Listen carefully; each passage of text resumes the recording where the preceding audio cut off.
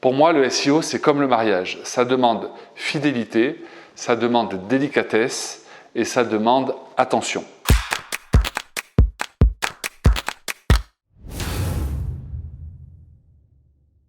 Bonjour à tous et bienvenue dans cette nouvelle vidéo dans laquelle nous allons parler de référencement sur Internet, de référencement plus particulièrement sur Google. Alors j'ai une théorie, c'est que le SEO, c'est comme le mariage. Alors d'abord, qu'est-ce que c'est que le SEO? Le SEO, c'est un acronyme qui signifie Search Engine Optimization. C'est l'optimisation d'un site Internet pour qu'il apparaisse sur les moteurs de recherche comme Google. On paramètre ce site Internet pour que déjà il soit indexé par Google et qu'ensuite le site arrive dans les premiers résultats suite à une requête d'un internaute. Alors évidemment, il y a plein de techniques qui permettent de faire ça et vous allez trouver énormément de contenu sur Internet qui vont vous expliquer comment baliser vos textes, comment mettre des descriptifs cachés, des attributs alt dans les photos, etc., etc. Tout ça, ce sont des approches très valables, mais j'avais envie en fait de faire une vidéo un petit peu décalée sur la philosophie du SEO, comment avoir une bonne stratégie de référencement Google sans parler nécessairement de techniques dans les détails. Pour moi, le SEO, c'est comme le mariage. Ça demande fidélité, ça demande délicatesse et ça demande attention. Premier point, la fidélité. C'est assez évident pour qu'un couple ou qu'un mariage fonctionne. L'idée, c'est de pouvoir être fidèle à son conjoint et en SEO, c'est pareil. L'idée, en fait, elle est très simple. C'est qu'un site Internet qui n'a pas de contenu ou très peu de contenu a très peu de chances d'être référencé sur Google.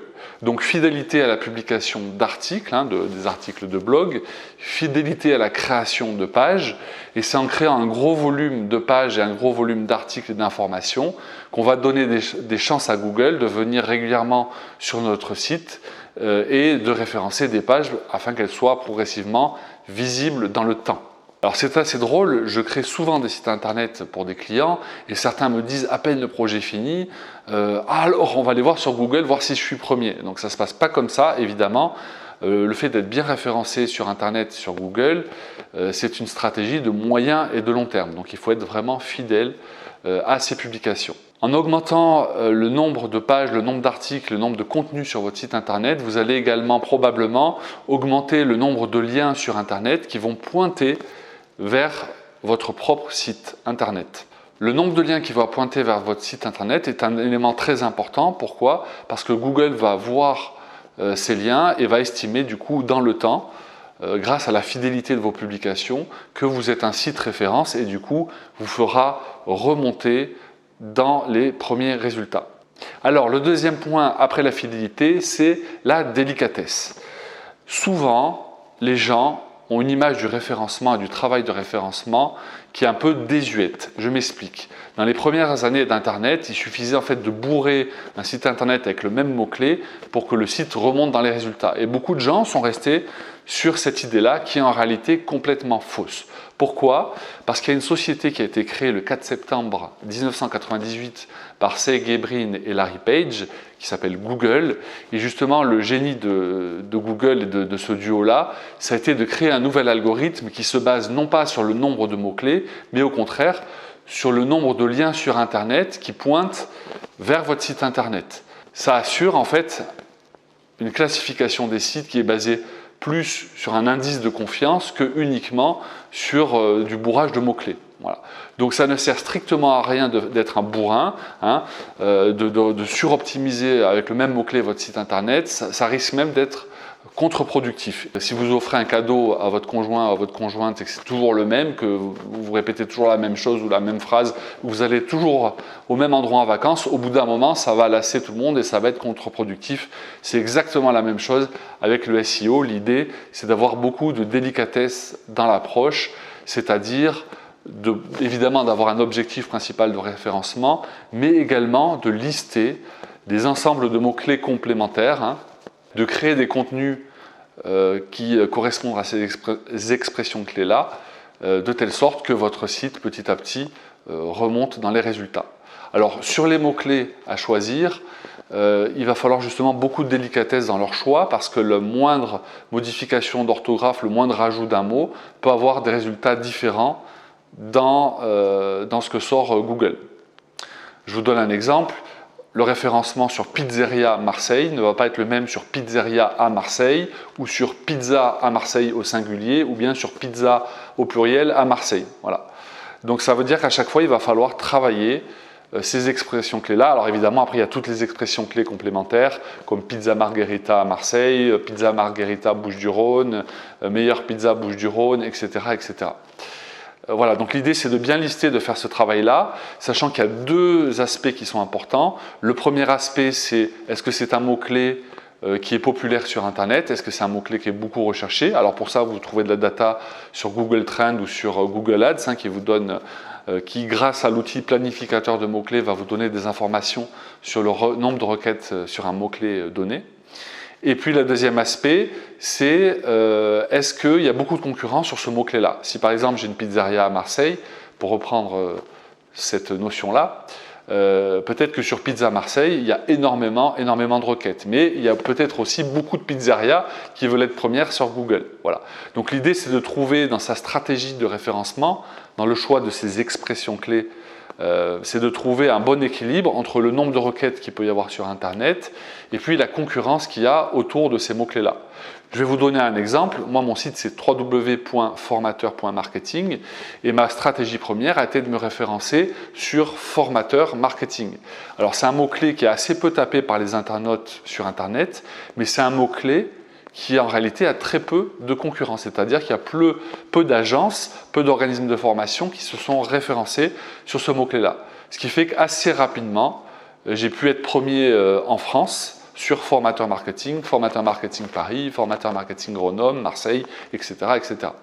Voilà. Donc vous voyez, il n'y a pas uniquement le nombre de recherches sur Internet qui compte, ce n'est pas uniquement la popularité d'un mot-clé qui est importante, c'est également voir si vous avez beaucoup de concurrence par rapport au référencement sur ces mots-clés-là. Donc c'était le deuxième point, la délicatesse, après celui de la fidélité. Et le troisième point, c'est celui de l'attention. Alors évidemment, si vous voulez réussir votre stratégie SEO, ça va vous demander beaucoup d'attention. Et quand je dis beaucoup d'attention, ça va être notamment un suivi des résultats de votre référencement sur les mots-clés que vous avez choisis. Alors ce que je vous conseille, moi, c'est toutes les semaines, voire même peut-être tous les jours, c'est mon cas, c'est d'aller voir comment vos mots-clés évoluent sur Internet, comment ça évolue dans les moteurs de recherche pour pouvoir apporter des correctifs très réguliers. Quand je dis correctifs, c'est modification de titres, modification de sous-titres, de textes, création de pages, création d'articles, attributs alt dans les photos, etc. Donc ça demande une attention soutenue. Et à cet effet, vous avez plusieurs outils qui vous permettent de faire ça.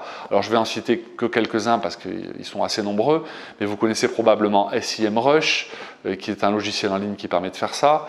Vous connaissez Ubersuggest, Neil Patel, que j'utilise, c'est-à-dire que vous allez rentrer votre site internet dans l'outil, vous allez dire sur quel mot-clé vous souhaitez avoir de la visibilité, quel mot-clé vous avez des objectifs en matière de SEO, il va vous dire comment vous vous positionnez dans les résultats Google.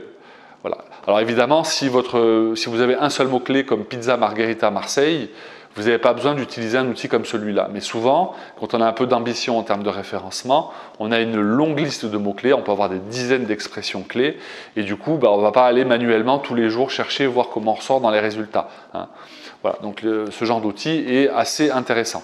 Alors ce sont des outils qui sont payants, après à vous de voir le prix, le coût mensuel, mais ce sont des outils qui sont assez efficaces.